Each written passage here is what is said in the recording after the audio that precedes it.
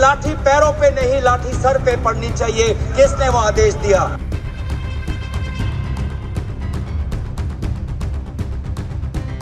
देश की राजधानी में एक बार फिर से छात्रों के आंदोलन और उस पर हुई कार्यवाही को लेकर सियासत गर्मा गई है। विपक्ष लगातार सवाल उठा रहा है कि प्रदर्शन के दौरान बल प्रयोग का आदेश आखिरकार किसने दिया।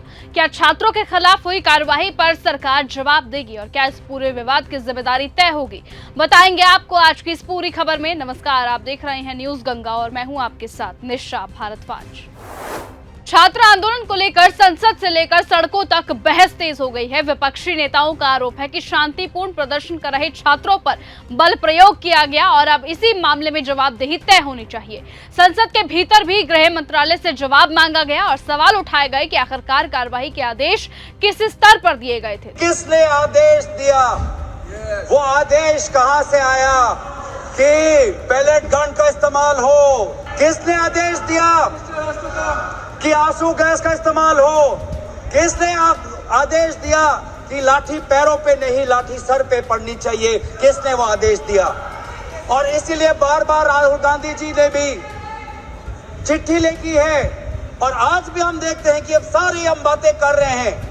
आज इस सदन में, इस सत्र में इस विषय पर भाग इसलिए लेना चाहते हैं क्योंकि हम सरकार से जवाब चाहते हैं, गृह मंत्री से जवाब चाहते हैं। दरअसल अमित शाह पर इस्तीफे की मांग इसलिए और ज्यादा तेज हो रही है क्योंकि अब छात्र आंदोलन पर हुई पुलिसिया कार्रवाई को लेकर विपक्ष सीधे गृह मंत्रालय की जवाबदेही तय करना चाहता है। ऐसे में आरोप है कि प्रदर्शन कर रहे छात्रों के खिलाफ आंसू गैस, बल प्रयोग और कथित तौर पर पैलेट गन जैसी कार्रवाई की गई है। विपक्ष का सवाल है कि ऐसे आदेश किसने दिए और क्या इन फैसलों की मंजूरी गृह मंत्रालय से मिली थी। संसद में भी ये मुद्दा उठाया गया जहां विपक्षी नेताओं ने गृह मंत्री अमित शाह से जवाब मांगा कि छात्रों पर इतनी सख्त कार्रवाई क्यों की गई है।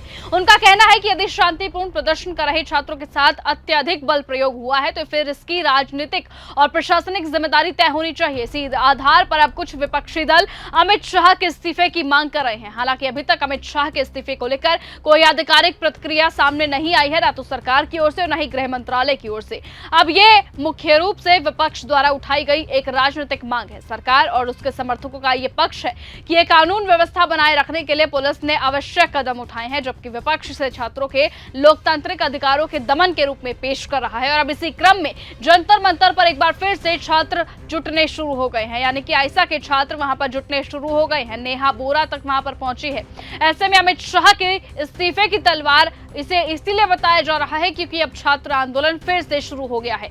आदेश देने वाले अधिकारियों और जिम्मेदारियों को लेकर अब छात्र पूरी तरह से सड़कों पर, और इस बार सीधे तौर पर गृह मंत्री अमित शाह के इस्तीफे की मांग सामने आ रही है। देखने वाली बात होगी कि आंदोलन से जुड़े मोहम्मद जुनैद की मुलाकात भी अब इन छात्रों से हुई है। अब देखने वाली बात यह होगी कि आखिरकार क्या ये छात्र एक बार फिर से खुद को न्याय दिलवा पाएंगे और क्या मोहम्मद जुनैद को भी अब पूरी तरह से न्याय मिलेगा या नहीं, क्योंकि लगातार मोहम्मद जुनैद का नाम भी सुर्खियों में बना हुआ है क्योंकि उन्हें भी पुलिस के द्वारा परेशान किया जा रहा है। उनसे भी लगातार पूछताछ हो रही है, उनके घर वालों से भी लगातार पूछताछ हो रही है। लेकिन फिलहाल सबसे बड़ा सवाल यही है कि क्या सरकार अब इस पूरे विवाद पर विस्तार से जवाब देगी, क्या संसद में उठ रहे सवालों का समाधान होगा और क्या छात्रों के आंदोलन को लेकर जारी राजनीतिक टकराव आने वाले दिनों में और बढ़ेगा, या फिर छात्रों को अमित शाह का इस्तीफा भी उसी तरह मिलेगा जिस तरह से धर्मेंद्र प्रधान का इस्तीफा छात्रों को 25 जुलाई को मिला था। देखने वाली बात होगी कि क्या एक बार फिर से सरकार छात्रों की आवाज को मानेगी और क्या छात्र इस बार भी सरकार को अपने आगे झुकने पर मजबूर कर देंगे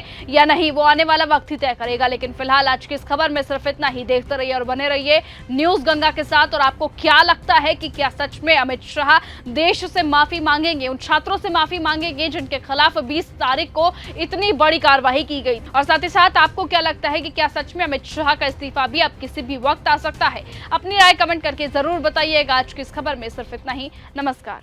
अगर आपको यह हमारा वीडियो पसंद आया हो तो इसे लाइक और शेयर करना बिल्कुल ना भूलें। साथ ही हमारे चैनल न्यूज गंगा को सब्सक्राइब और फॉलो जरूर करें ताकि देश और दुनिया की हर बड़ी खबर आप तक सबसे पहले पहुंचे।